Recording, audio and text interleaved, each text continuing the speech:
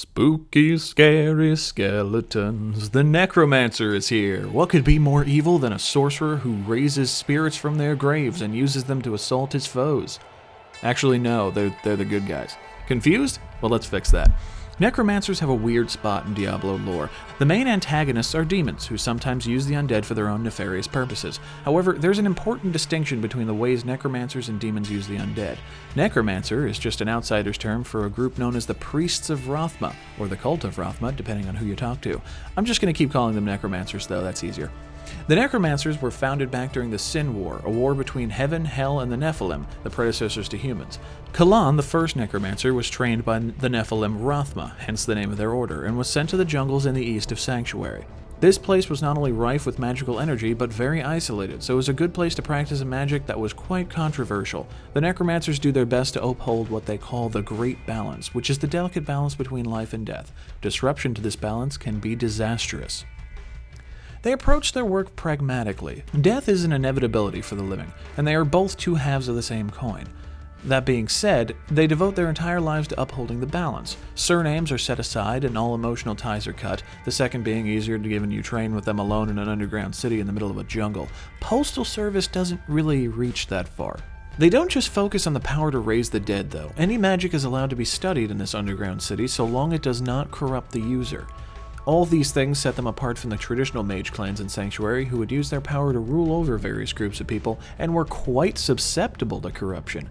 The Necromancers never had that problem. Their understanding of death and the balance of the world kept them rather incorruptible. I'm going to stop here for a moment because this part about being incorruptible is important. As you likely know, demons are well known in the Diablo universe for raising dead in various fashions, from zombies to the Butcher. Necromancers, though they use a dark magic, call upon the power of death itself to summon skeletons and golems. Though information is scarce regarding the exact difference between how these two groups use the undead, I'd like to propose this theory for an explanation.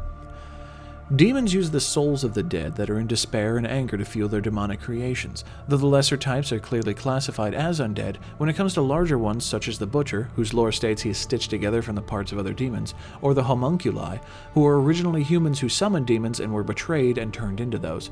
These examples were obviously classified as demonic in-game. The magic they use is demonic in nature.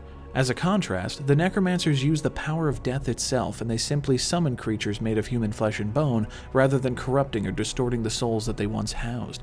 This respect for the dead, knowledge that they will one day join them, and desire to keep the balance between the living and the dead is what keeps them from falling to the promises of riches and power that demons tempt mortals with. They understand they are mortal, and any promises of immortality disrupt the balance of the world and would cause chaos. That part is just speculation, though. At BlizzCon, we got the announcement that the Necromancer would be released as a new class for Diablo 3, so with that, I'm sure we'll get new lore to work with. You know, a couple more cinematics that are class-specific. Given that the Necromancer was a popular character in Diablo 2, I'd say my only complaint is not getting the new class sooner. But either way, humans and the Nephilim will be standing up to the forces of hell, and not even death can stop them from claiming their own destiny. Thank you very much for watching. If you enjoyed this video, please hit the like, share, and subscribe buttons, and take care, everybody.